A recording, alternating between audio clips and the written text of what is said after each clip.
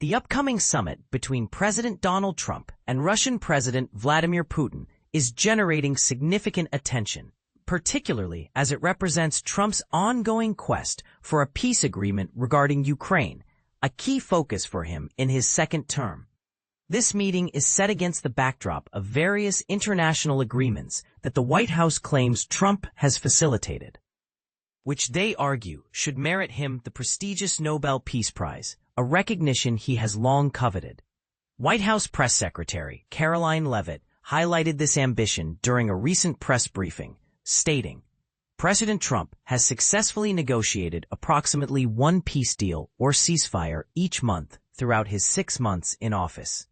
It is high time that he is honored with the Nobel Peace Prize." Trump has openly expressed his disappointment over not receiving this accolade. In a February Oval Office session with Israeli Prime Minister Benjamin Netanyahu, shortly after the U.S. played a role in a temporary ceasefire in Gaza, he lamented, "They will never award me a Nobel Peace Prize. I truly deserve it." He has also claimed that his efforts in various conflicts, such as the peace agreement between the Democratic Republic of the Congo and Rwanda in June, as well as the ceasefire between India and Pakistan in May, warrant recognition. In a social media post from June, he stated, "No, I won't receive a Nobel Peace Prize regardless of my actions, including those related to Russia, Ukraine, and Israel, Iran. But the public knows the truth, and that is what matters to me." Analysts suggest that Trump's aspiration for the Nobel Peace Prize significantly influences his upcoming discussions with Putin, as he aims to fulfill a campaign promise to resolve the ongoing conflict between Russia and Ukraine. He had previously asserted that he could achieve this within the first 24 hours of his second term, although he later clarified that this statement was meant to be interpreted figuratively as the war continued. As the summit approaches, some experts in foreign policy have raised alarms about how Trump's and his supporters' preoccupation with the Nobel Prize might affect diplomatic relations. Max Boot, a senior fellow at the Council on Foreign Relations, expressed in a Washington Post article that Trump's unhealthy fixation on winning the Nobel Peace Prize has led him to make impulsive decisions in his pursuit of ending the war in Ukraine. He criticized the decision to hold a premature summit with Putin, labeling it as a poor example of effective diplomacy. Ian Bremmer, the founder of Eurasia Group, echoed these sentiments in a post on X, predicting that Putin would likely take advantage of Trump's desire for admiration, particularly regarding the Nobel Peace Prize, to further his own agenda. In recent months, several global leaders have voiced their support for Trump receiving the Nobel Peace Prize.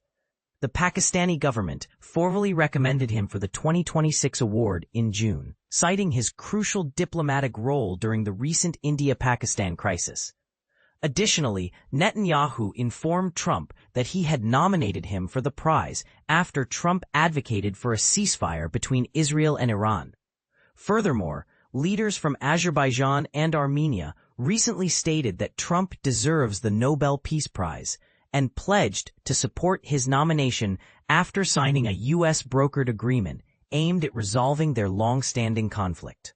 Ahead of the summit, John Bolton, who served as Trump's national security advisor, remarked on ABC News that nominating Trump for the Nobel Peace Prize is the way to his heart. He noted, "Trump has made it clear that his greatest desire is to win a Nobel Peace Prize. The way to appeal to him, as evidenced by the experiences of Pakistani Chief of Staff Asim Munir and Bibi Netanyahu, is to offer a nomination." Despite his frequent mentions of the prize, Trump insists that he is not seeking it for political gain. He pointed out that the last U.S. president to receive the Nobel Peace Prize was Barack Obama in 2009, just months into his first term.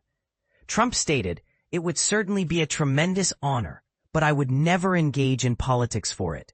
My motivation is to save lives, particularly in the context of the ongoing situation between Ukraine and Russia." Just a day before the summit, Trump expressed optimism about having a productive conversation with Putin, but he emphasized that a more significant breakthrough would involve a subsequent meeting that includes both Putin and Ukrainian President Volodymyr Zelensky.